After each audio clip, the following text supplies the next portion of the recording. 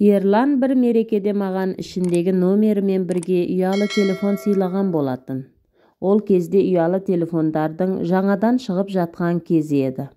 Күнде сол телефоныма қайта-қайта қарап қоямын. Хат хабар ештеме жоқ. Не қоңырау шалмайды. Осылай көңілсіз, ұнжырғам түсіп, жұмысымды істеп жүре бердім.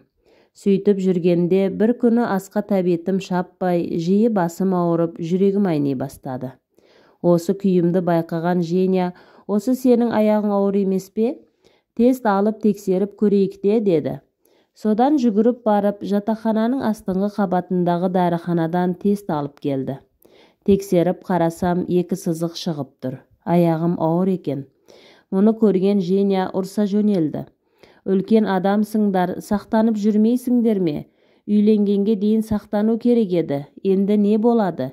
Екеуің ұрсып қалдыңдар, Ерланың жоқ болып кетті. Ол қоңырау шалмаса сен хабарлас. Аяғыңның ауыр екенін айт. Ол да жауапкершілікті сезінсін, деген соң жылап сықтап отырып Ерланға хабарластым. Ол тұтқасын көтермеді. Сосын аяғымның ауыр екенін айтып, хабарлама жазып жібердім. Бірақ ешқандай жауап келмеді. Тек кешке қарай белгісіз бір номерден мен Ерланмын ғой. 1 сағаттан соң кездесейік. Менің телефоным бұзылып қалды. Осы мекен жайға кел, деп мекен жайы жазылған хабарлама жіберіпті. Мұны көріп қуанып кеттім.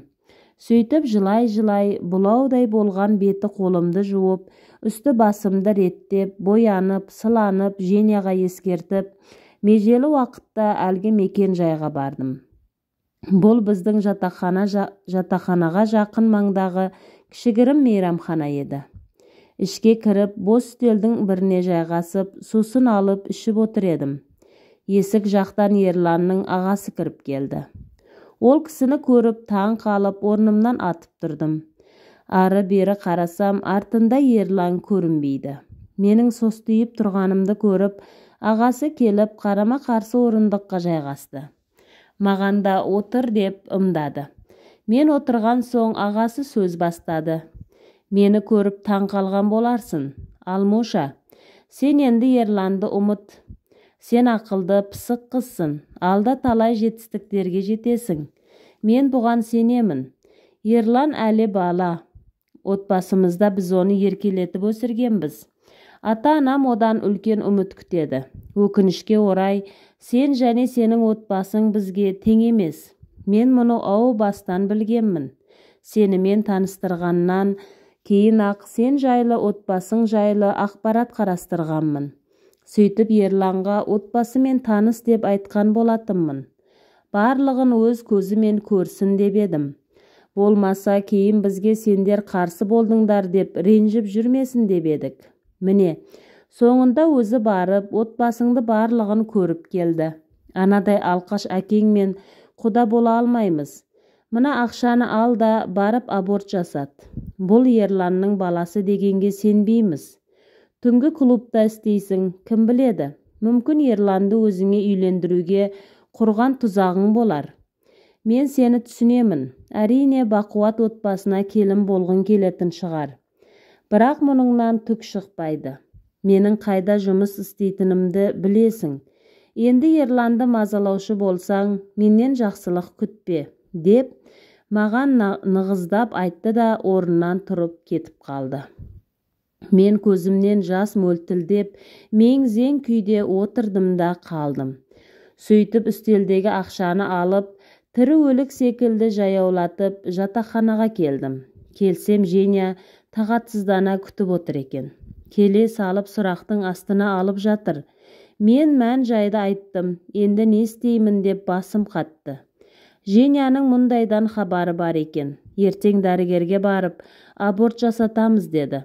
Сол күні түнімен ұйықтай алмай жылап шықтым. Махаббаттан жаралған бейкүнә шарананы өз қолыммен қалай өлтіремін? Дүние есігін ашпай жатып, оның не кінәсі бар еді? Өзіме де қатты ашуландым. Қандай жауапкершілігі жоқ адам едім. Тұрмысқа шықпай жатып, ойланбай от бастым. Осылай жылай-жылай таңертең Женямен бірге ауруханаға бардық. Сөйтіп анализ тапсырып, УЗИге түсіп, жүктілік мерзімі кішірек болған соң жасанды түсік жасаттым. Отадан шыққан соң Женя мені тосып алып, такси шақыртып, жатақханаға келдік. Осы бейкүнә сәбидің обалы Ерлан мен соның отбасының мойнында болсын дедім. Мен әлі сендерге көрсетемін, Алқаштың қызының қандай болатынын деп, ішімді ыза кек кернеп, мен де адам боламын. Олардан асып түспесем, кем болмаймын деп, болашаққа қарай белімді бекем будым. Сөйтіп өткеннің барлығын ұмытуға тырысып, оқуыма, жұмысыма ден қойдым. Алдыма мақсат қойдым. Қайтсем де соған жетемін деп тырысып жүрдім. Кейінірек анам мен үлкен әпкем хабарласып, кешірім сұрады. Анам жігітіммен айырылысып кеткенімді естіп, жылап қалды. Бірақ анама жасанды түсік жасатқанымды айтпадым. Ал жұмысым жайлы шет жағасын айтып, ескертіп қойдым. Мұныма анам, сабағыңа кедергі болмасын, ақылың бар ғой, байқап жүр деп ескертті. Анаммен сөйлескеннен кейін біраз көңілім босап қалды. Анашым мен оқысын, адам болсын деп қалаға жіберіп еді. Менің істегенім мынау болды. Сөйтіп күндіз сабақта, түнде жұмыста уақыт зымырап өтіп жатты. Осылай соңғы курсқа да өттім. Жұмыс істеп жүріп, банктен шот ашып, ақша жинап жүрген болатынмын. Соның үстіне тағы да айлығымның барлығын салып отырдым. Ерланнан кейін жігіт атаулыға қарамай, жаныма жолатпай да қойдым. Тек оқу, жұмысты ғана ойладым.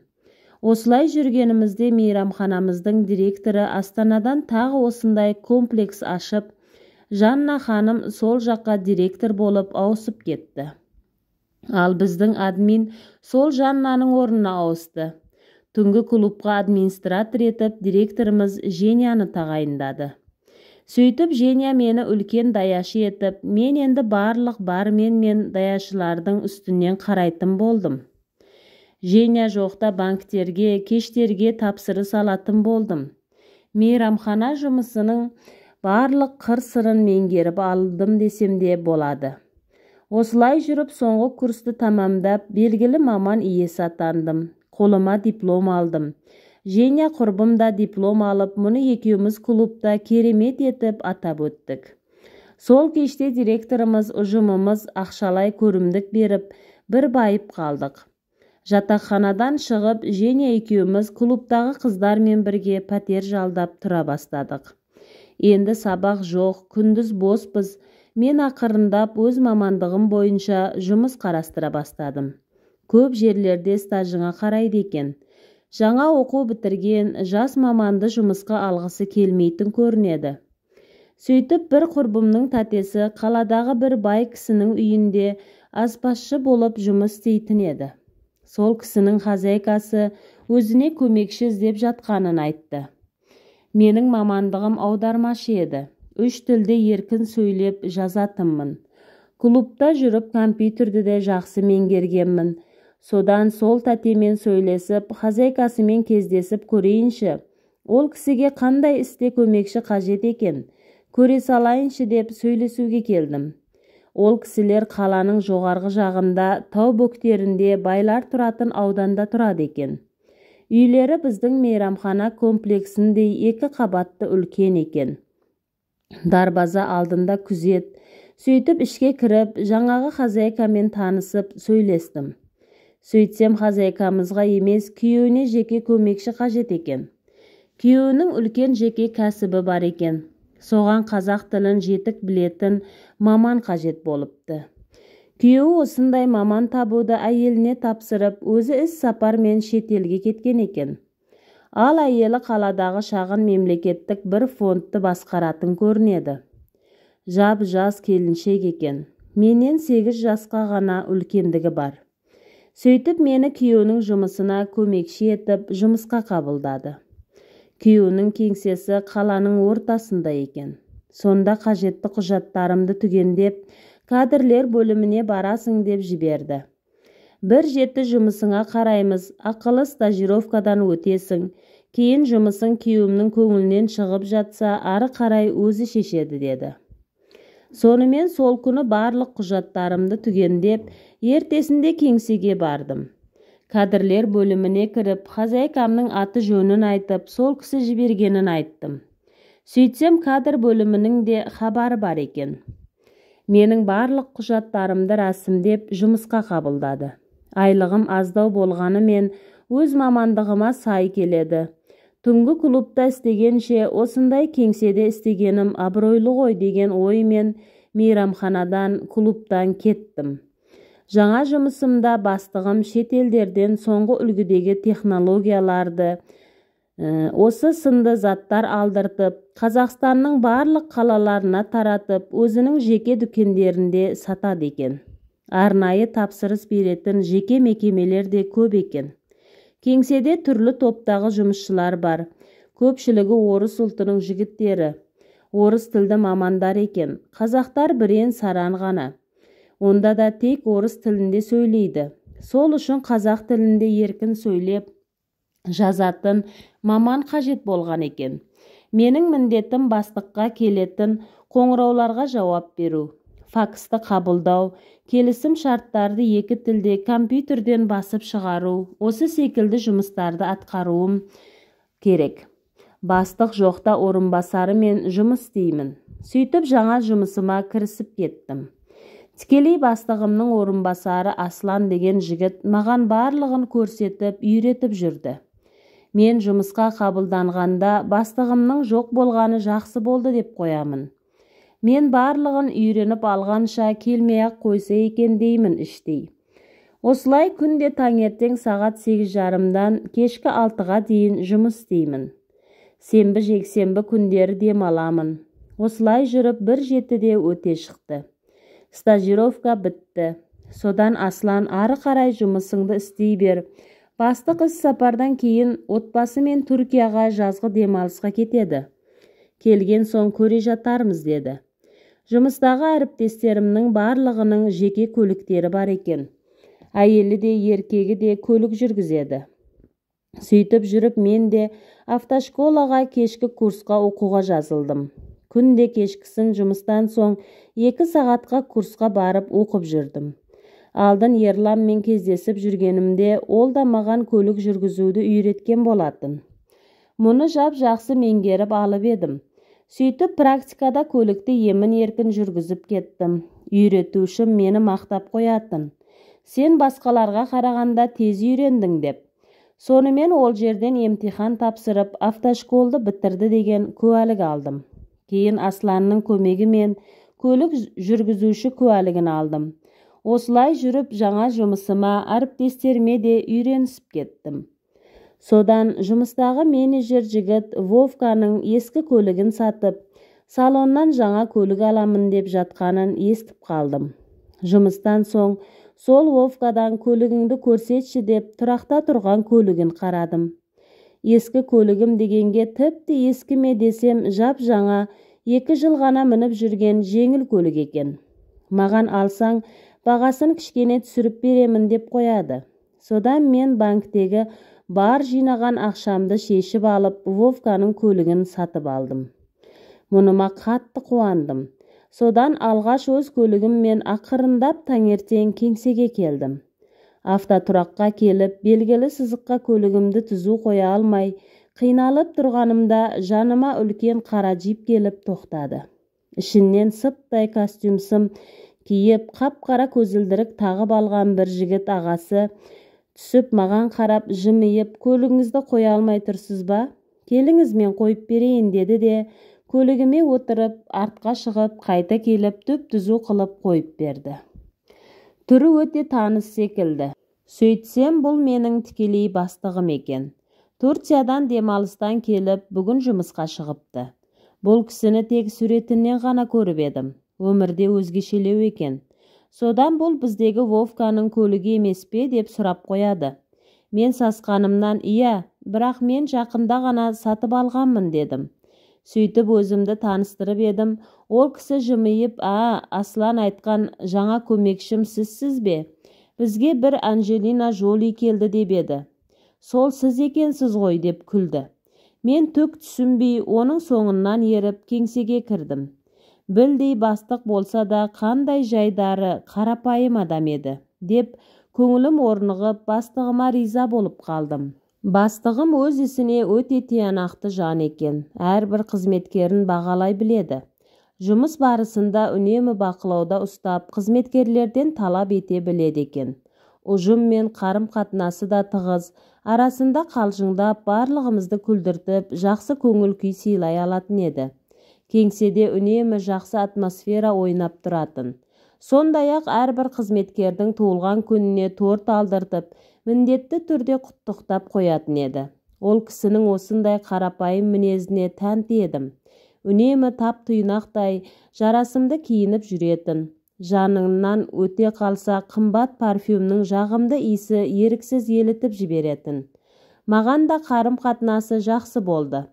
Қал жағдайымды сұрап тұратын. Арасында көлігіңді парковка жасауды үйрендің бе деп сұрап қояды. Мен ұялып, қысылып қалатынмын. Ол болса күлетін. Ештеме етпейді. Ақырындап барлығын да үйреніп аласың деп демеп қояды.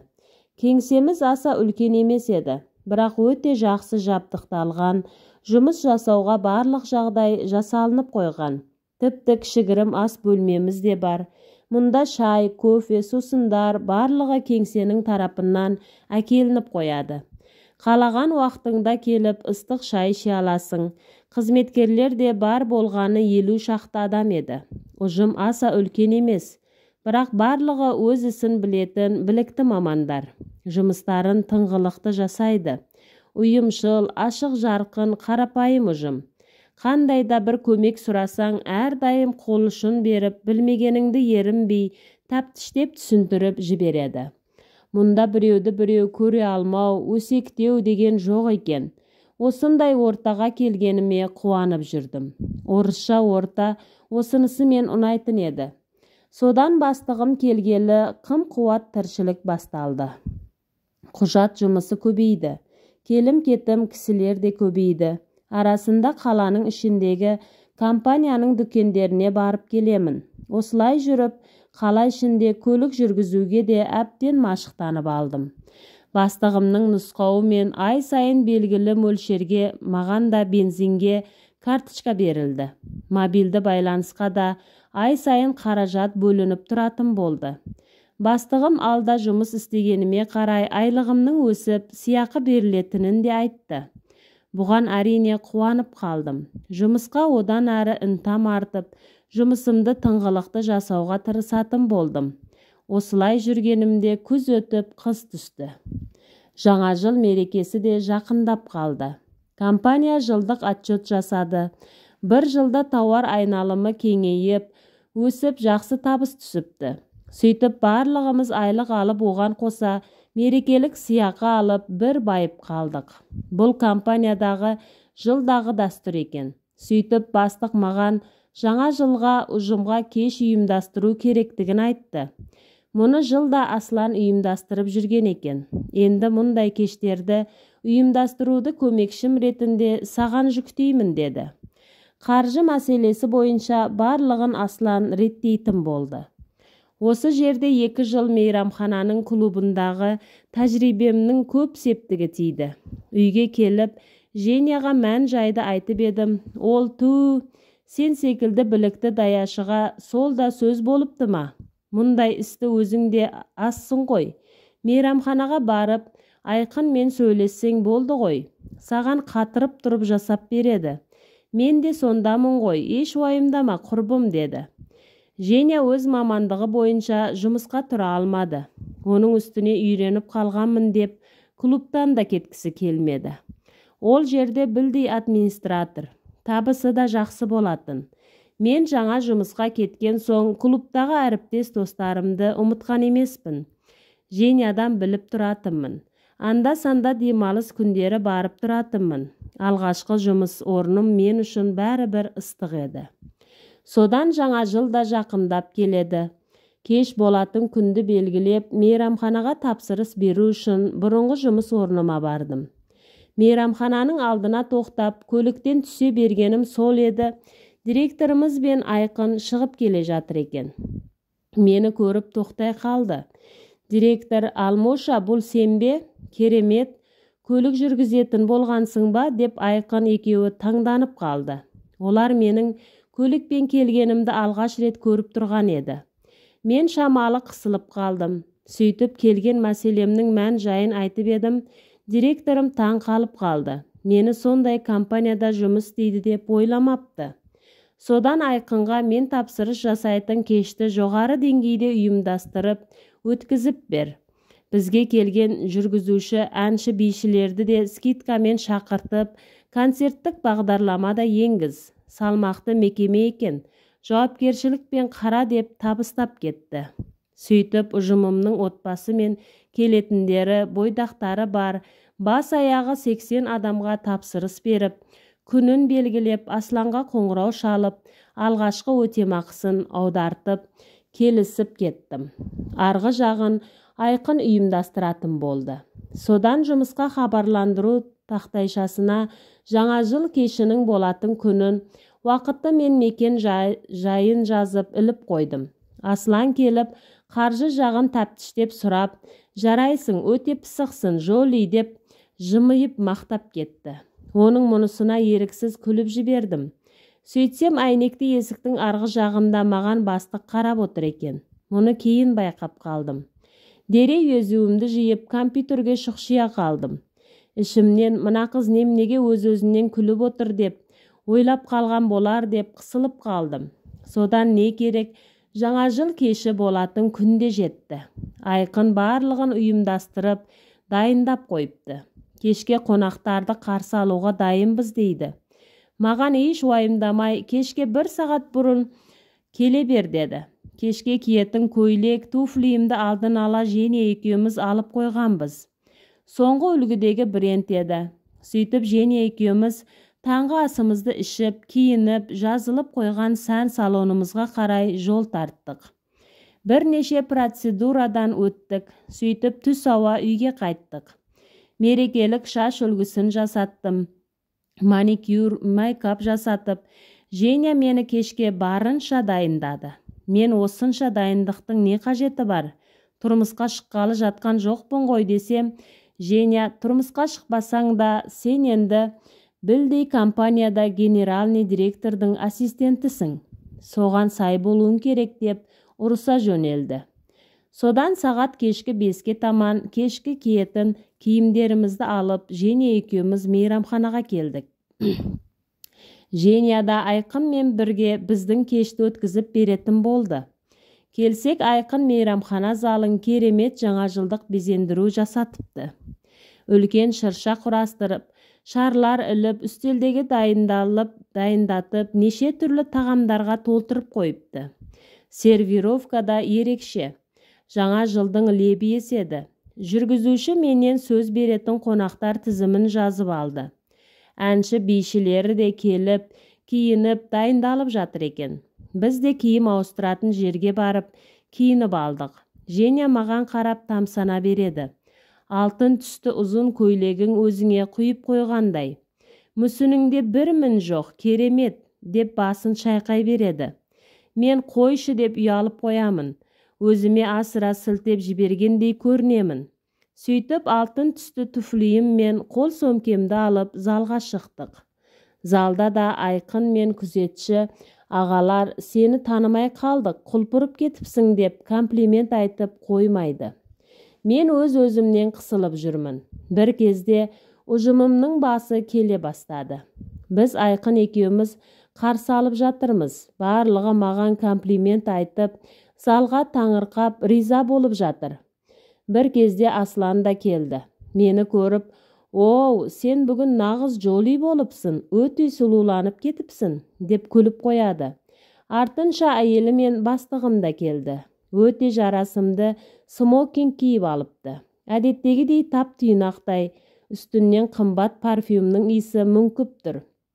Ол да маған таңданыспен басымнан аяғыма дейін қарап шықты да, «Алмоша, жарайсың, керемет, мейрамхана екен» деп еді. Жанымдағы Женя, бұл жер Алманың бұрынғы жұмыс орны ғой.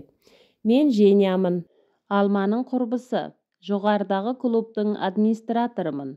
Банкеттен кейін кешті жалғастырамыз десеңіздер, жоғарыға өтіңіздер. Бүгін клубта да мерекелік би кеші болады, деп клубқа да шақырып үлгерді.